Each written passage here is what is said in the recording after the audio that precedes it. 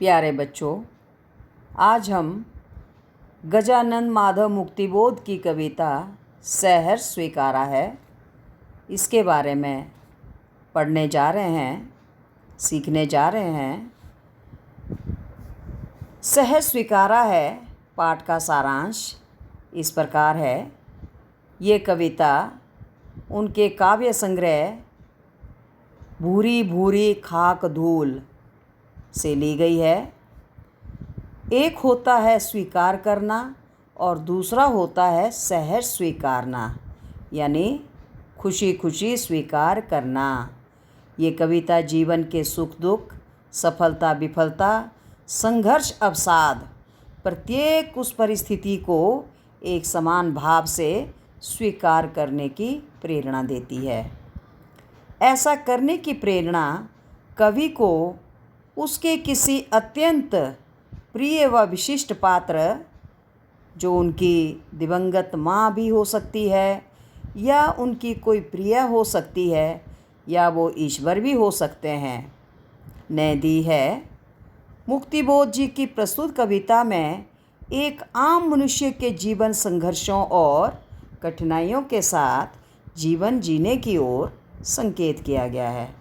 तो बच्चों, हम पहले कविता की ये पंक्तियाँ पढ़ लेते हैं। जिंदगी में जो कुछ है, जो भी है, सहर्ष स्वीकारा है, इसलिए कि जो कुछ भी मेरा है वह तुम्हें प्यारा है। गर्बीली गरीबी ये गंभीर अनुभव सब, ये विचार बहबब सब, दृढ़ता ये भीतर की सरिता ये अभिनव सब, मौलिक हैं इसलिए कि पल पल में जो कुछ भी जागृत है, अपलक है, संवेदन तुम्हारा है। तो यहाँ तक हम इस काव्यांश का अर्थ जान लेते हैं।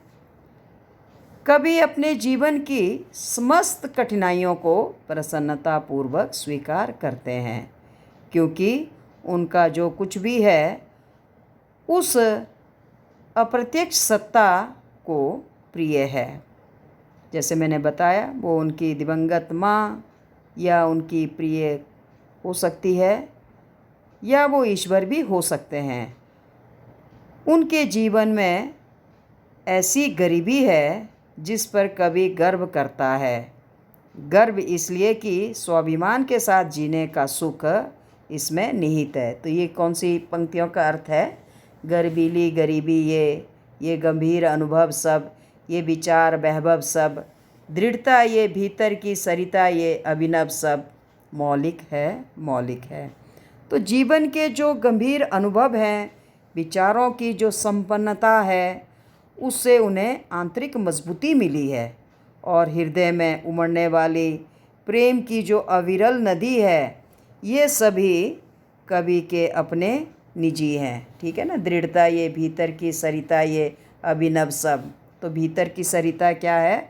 जो हृदय के अंदर अथाह प्रेम भावनाएं भरी हुई है, इसे भीतर की सरिता कहा गया है।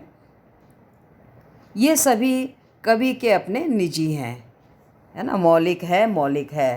तो इसका अर्थ हुआ ये सब कवि के अपने हैं। कवि ने कहीं से नकल नहीं की है, कॉपी नहीं की है। कवि नव विचारों के प्रणेता हैं,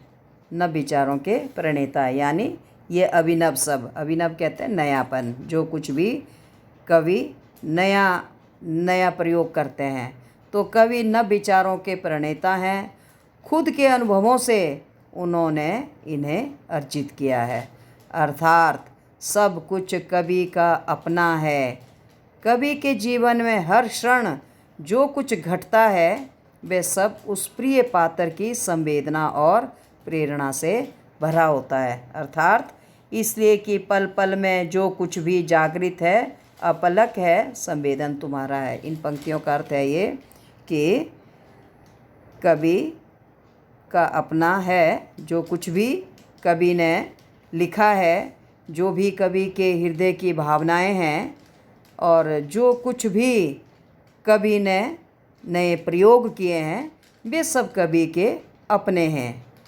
कवि के जीवन में हर क्षण जो कुछ घटता है वे सब उस प्रिय पात्र की संवेदना और प्रेरणा से भरा होता है ना। जो कुछ भी जागृत है, अपलक है, संवेदन तुम्हारा है।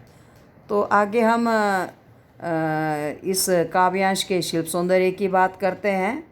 तो सबसे पहले जो कविता की भाषा है वो बहुत सरल है और शैली संबोधन शैली और कविता की भाषा अत्यंत सरल है। खड़ी बोली हिंदी का प्रयोग किया गया है। छंद मुक्त रचना है।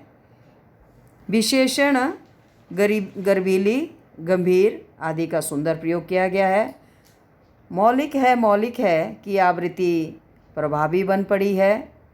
पल पल में पुनरुक्ति प्रकाश अलंकार का प्रयोग किया गया है। विचार वैभव भीतर की सरिता में रूपक अलंकार का प्रयोग किया गया है। अनुप्रास अलंकार की छटा दर्शनीय है। सहज, स्वीकारा, गर्वीली, गरीबी, विचार वैभव, तो यहाँ पर अनुप्रास अलंकार की छटा दिखती है।